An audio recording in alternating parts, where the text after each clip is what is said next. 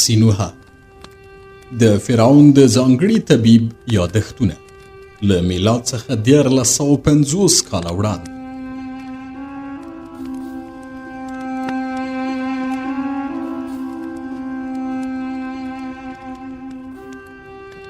څلور پنځوسم څپرکی زما تفکرات.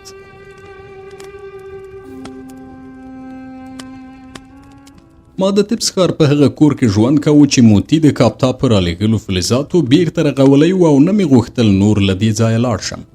زما پښو دومره نړۍ کچ کړې وه چې نور یې د ستومانۍ احساس کوه او سترګو مې دومره پلیتۍ او بدۍ لیدلې وې چې نور یې د دغو منظرو د لیدلو وس نه درلود. زما زړه د وګړو له ځان غوښتنې او حرصه دومره مړ شوی و چې نور یې نه غوښتل د هغوی د ځان غوښتنو او کبر شریک شي. له همدې امله مې له خلکو لرې په دې کور کې ژوند کاوه.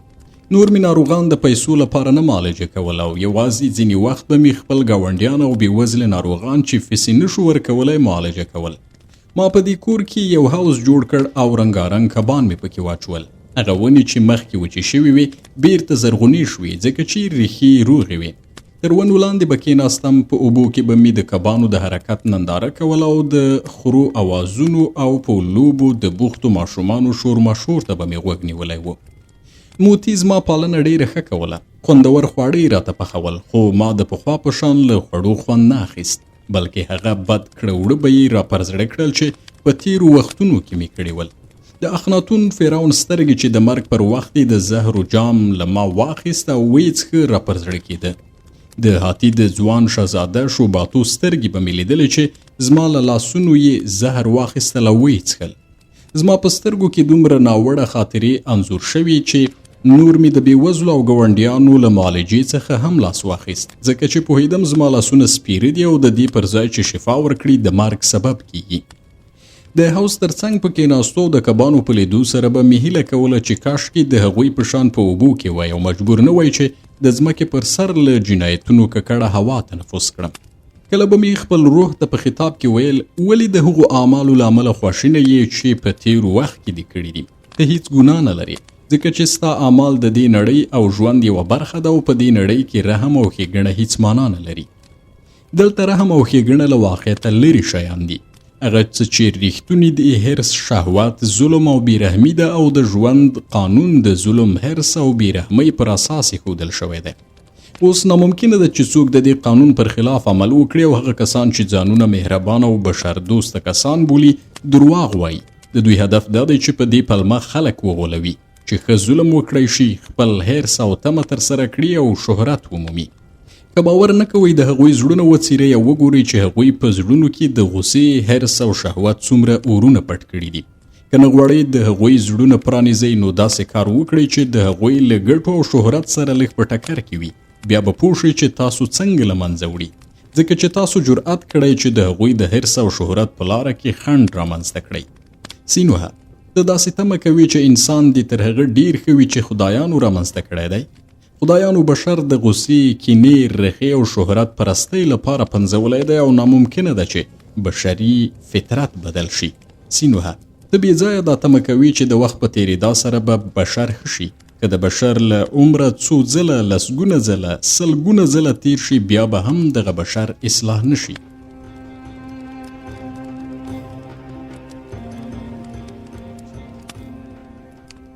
ته بې ځایه تمه کوي چې جنګ، لوږه، طاعون، اورونه او اموژنې به د بشر لپاره یوه تجربه شي چې هغه اصلاح کړي. دغه تجربې یو شان او هر ځل نوي زهر دي چې پر پخوانیو زهرو برسیره یې په جام کې واچوي. د دې پر ځای چې د پخوانیو زهرو اغیز کم کړي، هغه نور هم قوي کوي او د وژنې اغیزې نور هم زیاتوي. جنګ، وژنو، طاعون، لوټماریو او ډلوژنو هم بشریت حریص، شهوت پرست او له دښمنیو ډک کړی دی. سینوها ته هم یو انسان یې، که څه هم د خدایانو وینه ستا په رګونو کې بهیږي، خو د انسان په څیره کې او وینه، پوست، هډوکي او رګونه لري. نو په دې بڼه کې ته دا تمه مه کوه چې په غوسه، شهوت او تمه کې به له چا سره شریک نه وي. دا تمه مه کوه چې چیرته به یو نیک انسان پیدا کړي، ځکه ممکنه نه ده هغه څوک د یو ښه انسان واوسي چې خدایانو یې خټه له غوسې، حرص، دښمنیو او شهوت سره خښلې ده. کله چې انسان مري او هغه مړی د مومیایي کولو لپاره دارالممات ته وړي، هغه ښه کیږي. له همدې امله یو انسان تر هغه نشي نیکمرغه کېدای تر کومه چې مړ نشي، ځکه چې یوازې د مرګ په وسیله له غصې، کینې، شهوت او حرص ژغورل کیږي. سینوها په دې حقیقت پوه شه چې علم بشریت نشي اصلاح کولای، بلکې هغه نور هم حریص، بېرحمه او شهوتي کوي. هغه کسان چې پوه او عالمان دي تر نورو خلکو 10 ځله ډیر حریصان دي. له همدې امله تر ناپوهو کسانو ډیره کینه او شهوت لري.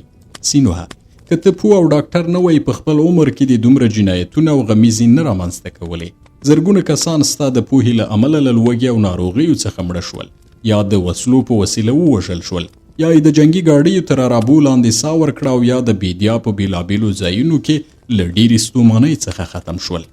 ای جنایتکاره، که ته پوه نه وای، ماشومان به د میندو په خېټه کې نه مړه کېدل او د مریانو پر ملاو به د کوتکو ګزارونه نه کېدل، خو نړیو سرتیرو به پر زرګونو ښځو تیری نه کاوه او زرګونه نارینه به نه مریان کېدل. ظلم به پر عدالت، چل او دوکه به پر رښتینولۍ نه برلاسه کېدل او نن سبا به غلو په نړۍ حکومت نه کاوه. دا ته وی چې په زهرو سره د اخناتون فرعون مړ کړ. هغه فرعون د له منځه یوړ چې د عدالت او برابرۍ غوښتونکی و او نړۍ د وینې زبېښونکو شهوتیانو او غلو لپاره آزاده پرېښوده. زرګونه کسان چې د پوستکي رنګ یې ستا د پوستکي له رنګ سره توپیر درلود، ستا د پوهې له امله مړه شول، او زرګونه کسان چې ستا په ژبه یې خبرې نشوې کولی بېګناه ووژل شول، او د مرګ مسؤلیت یې ستا پر غاړه دی. یوازې ته مسؤل یې. له همدې امله د هغوی ساندې، زګیروي او نارې سوري د دې مخه نیسي چې ته د شپې مهال ویده نه شي، خواړه دې په مرۍ کې ونښلي او بې خونده شي. یوه ورځ چې له خپل روح او زړه سره مې همدا خبرې کولې، زړه او روح مې راته وویل: سینوها، ستا جنایتونه د بخښنو نه دي. موږ به دې تر هغه په قرار پرې نږدو چې ژوندی یې. زموږ له لاسه به یوه شپه هم آرام خوب ونه کړې، ځکه چې پوه او عالم یې او پوهیږي چې څه کوي، نو ستا مسؤلیت ډیر دروند دی او بخښل کېدی هم نشي. بیا مې خپلې جامې څیرې کړې او نارې مې کړې: لعنت دې زما پر دې پوهه شي. په هغه ورځ دې لعنت وي چې مور وزېږولم، لعنت دې وي پر دغو لاسونو چې ما پرې جنایتونه کړي دي، او لعنت دې وي پر هغو سترګو چې دغه جنایتونه یې کتلي دي.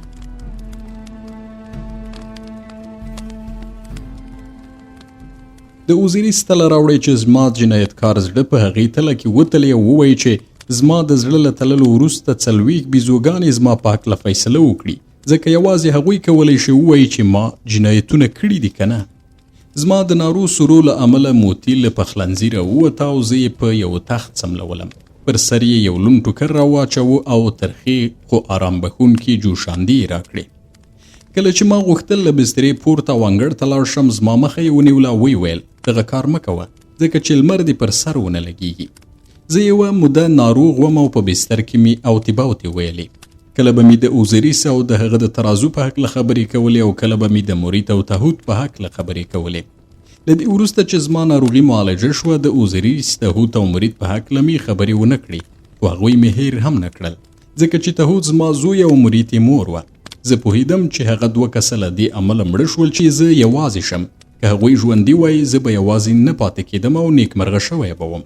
خو خدایانو زه د دې لپاره پیدا کړم چې یوازې پاتې شم، ځکه پر کومه شپه چې وزېږېدم، زه یې په یوه ټوکرۍ کې کېښودلم او د نیل په اوبو کې یې خوشی کړم. د دې سره چې ما د خپل زوی او د هغه د مور په هکله او دغه راز د هغو کارونو په هکله چې مخکې مې کړي ول، له چا سره خبرې نه کولې، خو هیڅکله مې خپل پخواني کارونه هیر نه کړی شول. بالاخره مې یوه ورځ د بېوزلو جامې واغوستې. له هغه کوره ووتم او بیرته ورستون نه شوم. له کوره په وتلو پسې بندر ته لاړم او هلته مې پنډیتوب ته ملا وتړله. ډېر ژر مې ملا د درنو بارونو په لیږدولو ژوبله او دردمنه شوه. کله چې به وږی شوم، سبزي منډۍ ته به تلم او هغه سبزیانې به مې خوړلې چې خلکو به لرې اچولې. کله چې پوه شوم نور جواليتوب نشم کولی، یو پخ ته ورغلم چې د آهنګرۍ باد وهونکی ورسره وچلوم. هلته مې کار پیل کړ، تر دې چې د ملا زخمونه مې ښه شول او دردونه یې ختم شول. مریانو، بېوزله او کارګرانو ته مې وویل چې د انسانانو ترمنځ هیڅ توپیر نشته، ځکه چې ټول لوڅ پیدا شوي دي. د هیچ چا په هکله باید د هغه د پوستکي د رنګ، ژبې، جامو او ګاڼو پر بنسټ قضاوت ونه کړو، بلکې د انسان زړه ته وکتل شي او د هغوی د زړونو پر اساس قضاوت وشي، ځکه خو یو ښه سړی تر بد غوره دی او هوښیار کس تر ظالم ښه دی. خو مریانو او کارګرانو به خندل، ویل به یې: سینوها، ته لیونی شوی یې، ځکه تر هغه چې انسان لیونی نه وي د لیک لوست له زده کړې سره د موریانو په شان کار نه کوي یا د کوم جنایت کړی دوی غواړي ودې نیسي او سزا درکړي خو ته ځان په موخ کې پټوي. دوی به ویل یوه بله فرضیه هم شته او هغه ډیره سمه ښکاري. دغه فرضیه دا ده چې ته د اتون پلوی یې ځکه داسې خبرې کوي. ستا خبرې ښیي چې پوهیږي باید د اتون نوم وانخلي. موږ تا حکومت ته ورپه ګوته کولی شو چې ودې نیسي او د شاقه کارونو لپاره د قانونو ته بوزي، خو موږ دغه کار نه کوو ځکه ستا په خبرو ځان خوشحالوو او ته مو تر ټوکمارانو ډیر خندوي. خو په دې شرط چې نور ونه وایي د انسانانو رنګ د هغوی د توپیر نښه نه ده، ځکه چې ته په دې خبرې سره موږ ته سپکاوی کوي. آیا ته وایي چې موږ او تورپوستي سره یو شان یو؟ داسې نه ده. شک مه کوه چې تورپوستي تر موږ ټیټ دي او موږ چې مصریان یو په دې ویاړو چې غنم رنګه یو. پخوا مو هم ویاړ کوو او په راتلونکي کې به هم وویاړو، ځکه چې پوهیږو په نړۍ کې د مصر تر ملت بل ستر ملت نه اوس شته او نه به په راتلونکي کې پیدا شي. تر هغه چې دا نړۍ وي څوک به د هرمونو په شان ودانۍ جوړې نه کړی شي، زموږ د مجسمو په شان مجسمې به جوړې نه کړي او نور هیڅوک به زموږ په شان خدایان ونه لري.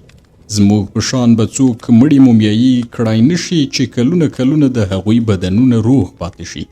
ټول به مړه شي، له منځه به لاړ شي، خو د مصر ملت به تل پاتې وي، ځکه چې موږ داسې شیان رامنځته کړي چې له منځه نه ځي. د همدې امله نه غواړو چې موږ له نورو سره پرتله کړي او یو شان مو وګڼي.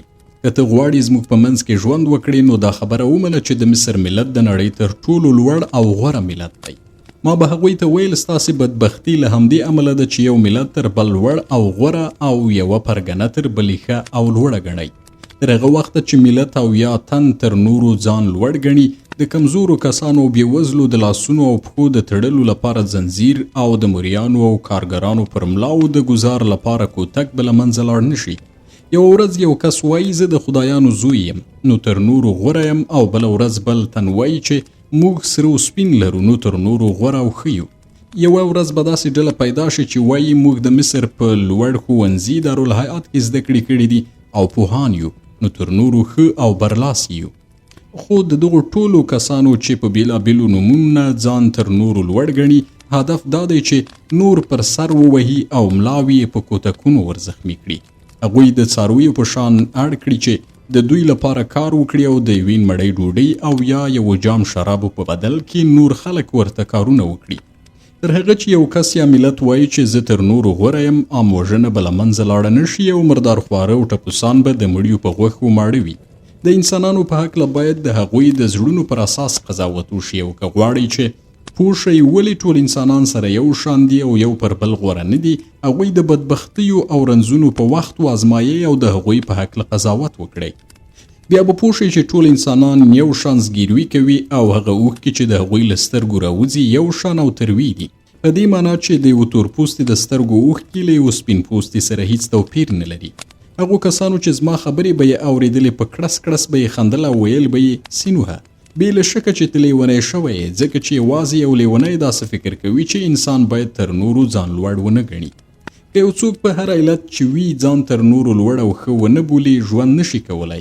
ان تر ټولو بېوزلي او کمزوري کسان هم په یو نه یو علت باندې ځان تر نورو لوړ ګڼي او په دې هیله ژوند کوي. هغه څوک چې پوزي اوبي پر دې ویاړي چې تر نورو یې ګوتې ښه کار کوي، او یو بل پر دې ویاړي چې مټې تر نورو کلکې دي او توان یې ډیر دی. چلبازان او دوکماران پر دې ویاړي چې تر نورو زیرک دي. کله چې قاضي یوه غله ته سزا ورکوي ویاړي چې عدالت پلی کوي، او یو ډاکټر په دې ویاړي چې پوه او تکړه دی. هغه کسان چې کنجوسان دي په دې ویاړي چې تر نورو ښه بچت کولی شي، او هغه چې ډیر اسراف کوي هغوی هم ویاړي چې تر نورو لوړ او غوره دي. یوه پاکلمنې میرمن ځان تر نورو ښځو ښه بولي، خو هغه ښځه چې په کوڅه او بازار کې ځان خرڅوي په دې ویاړي چې له هر چا سره تفریح کولی شي.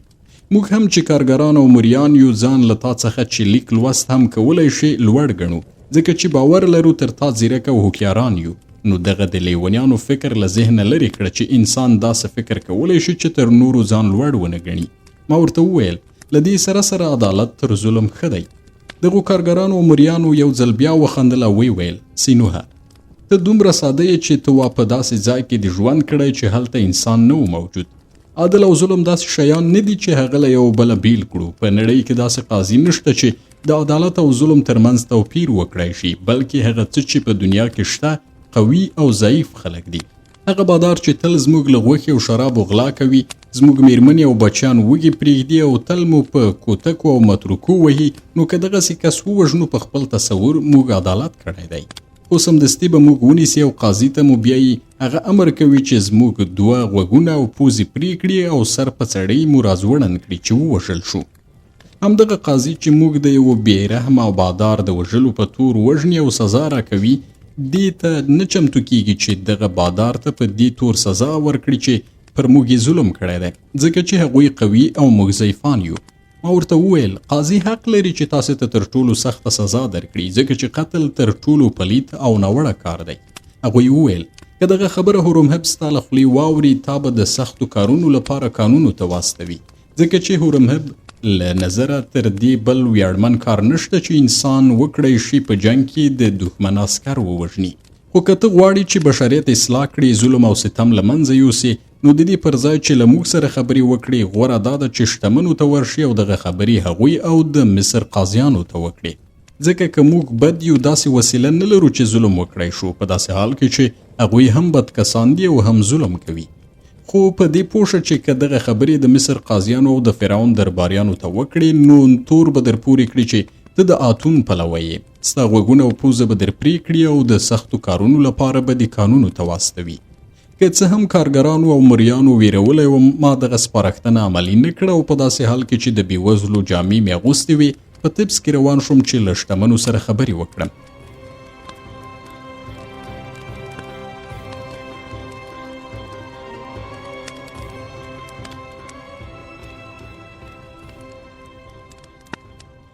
له سوداګرو او تاجرانو څخه مې خپل تبلیغ را پیل کړ. هغه کسان چې په اوړو کې به یې خاورې اچولې او له خاورو ډک اوړه به یې پر خلکو خرڅول، ورته مې وویل دغه کار نور مه کوئ، ځکه چې دا یو جنایت دی.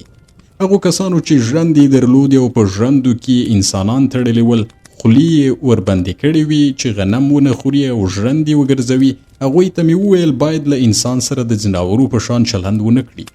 هغو قاضیانو ته ورغلم چې د یتیمانو شتمني به یې لوټلې او ویې اخیسته او ناحق حکمونه یې کول. ورته مې وویل له دغو کارونو لاس واخلئ. ما له ټولو شتمنو کسانو او چارواکو سره اړیکې ټینګې کړې او ټول مې ورټل. هغوی زما د دغو خبرو په اورېدو حیران شول او زما زړو جامو ته به یې کتل. اورېدل به مې چې په خپلو کې به یې ویل دغسې نوحه چې بېوزله سړی دی، بې له شکه د فرعون جاسوس دی او فرعون را لېږلی دی چې زموږ پر حالت ځان پوه کړي، ځکه هغه کسان چې داسې بېوزله دي د داسې خبرو جرأت نشي کولی. خو ډیر ژر د مصر خانان او اشرافان پوه شول چې زه د فرعون جاسوس نه یم او هغه دنده نه ده راسپارلې چې دغه ډول خبرې وکړم. دوی به خپلو مریانو ته ویل چې ما ووهي او له خپلو کورونو او ځایونو څخه به یې شړلم.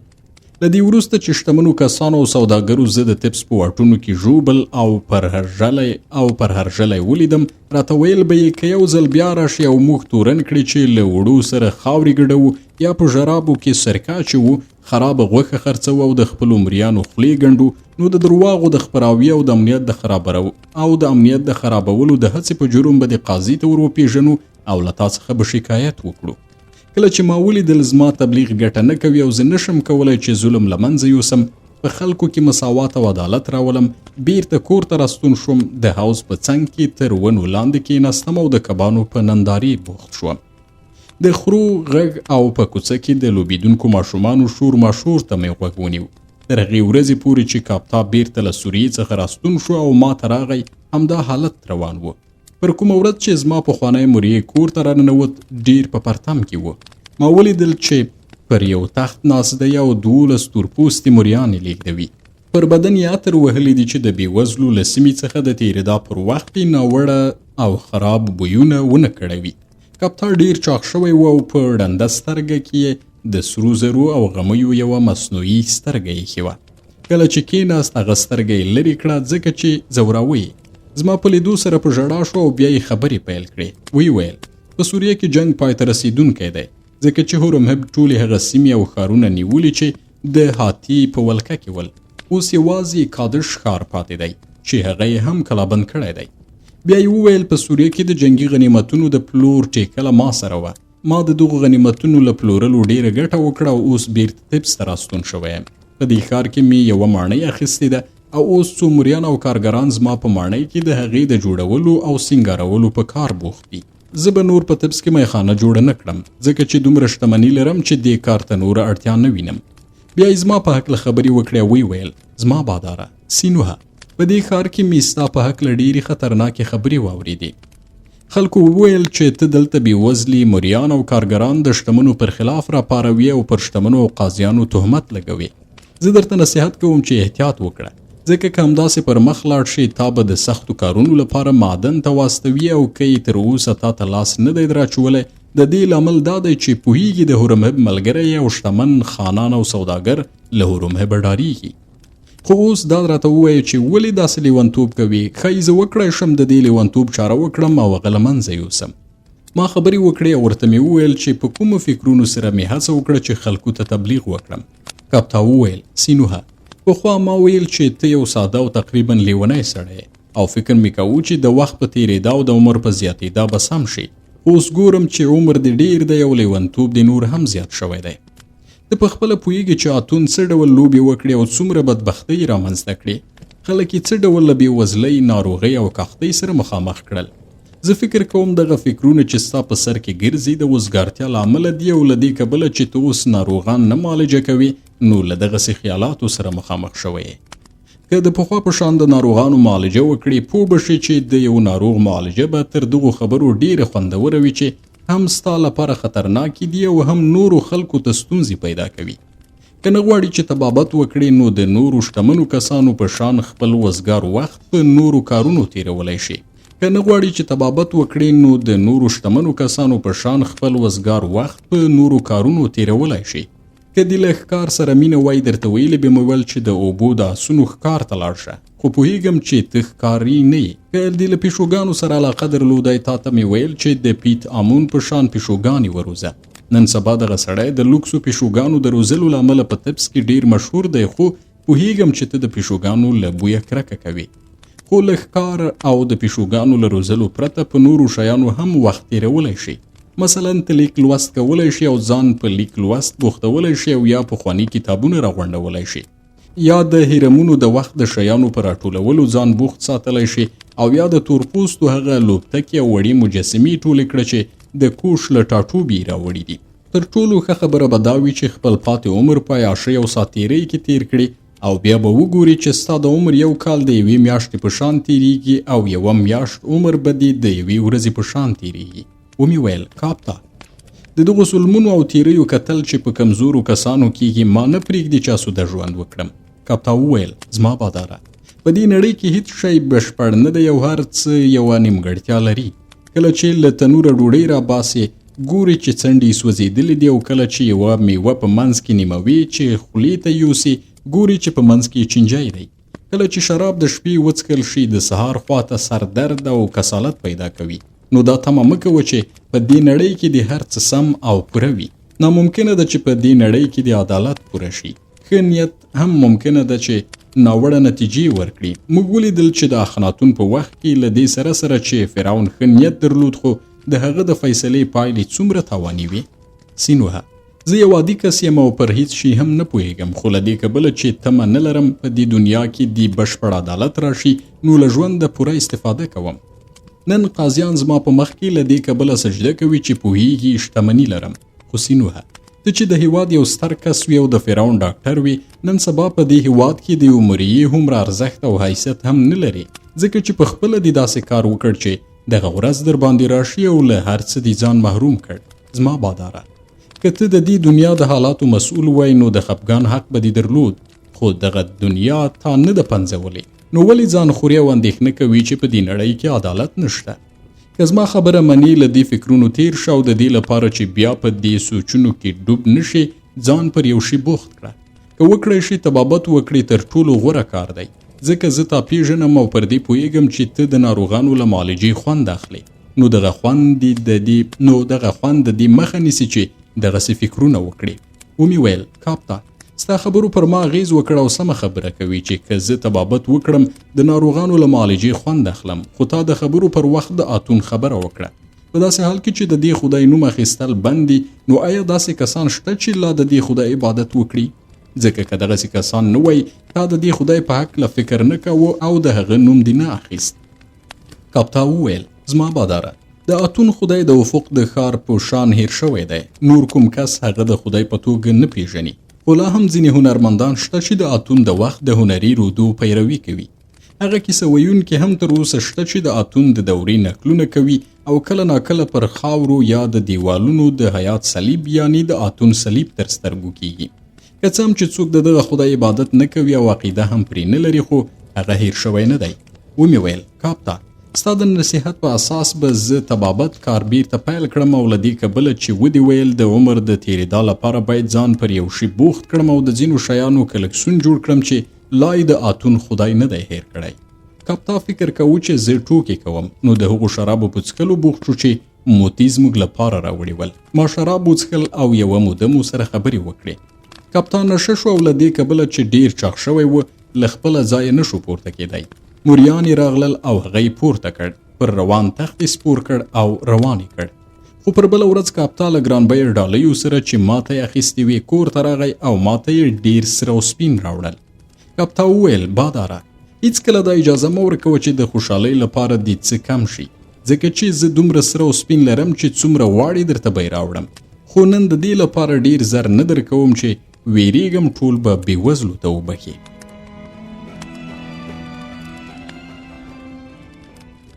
له دې ورځې وروسته مې د طبابت نښه پر خپلې دروازې ولګوله او ناروغانو راته مراجعه وکړه. هر چا له خپل وس سره سم یو شی راکاوه. ما به له بېوزلو فیس نه اخیست او هغوی به مې وړیا معالجه کول. خو له هغوی سره مې د اتون په هکله په احتیاط خبرې کولې. د دې لپاره مې احتیاط کوو چې نه مې غوښتل هغوی له ما وډار شي او تصور وکړي چې ګنې زه غواړم هغوی په اتون معتقد کړم. ځکه که ډارېدلې وای زما په هکله به یې نورې اوازې خپرولې. هسې هم په طبس کې بدنام شوی وم او دغو اوازو نور تاوان هم راته پېښاوه. خو ډیر ژر پوه شوم چې اتون د یو خدای په توګه بیخي هیر شوی دی او هیڅوک پرې باور نه لري. یوازې هغه کسان چې ظلم پرې شوی وي او د حق د ترلاسه کولو لپاره بله هیڅ وسیله ونه لري ظالم د اتون پر صلیب سپاري چې دغه صلیب او یا په خپله اتون ترې غچ واخلي. په داسې حال کې چې پوهېدل نه اتون او نه هم د هغه صلیب د دوی انتقام اخیستلی شي. په مني کې د نیل سیند له مستېدا وروسته د مصر فرعون آمی مړ شو او اوازه خپره شوه چې هغه له لوږې مړ شوی دی. آمی له دې ډیر ویرېده چې څوک به زهر ورکړي نو هیڅ شی به یې نه خوړل. ان که د هغه په مخ کې به یې ډوډۍ پخه کړه بیا به یې هم نه خوړله، ځکه تصور یې کوو چې د دې ډوډۍ غنم یې هغه وخت زهرجن کړي چې لا په وږي کې ول.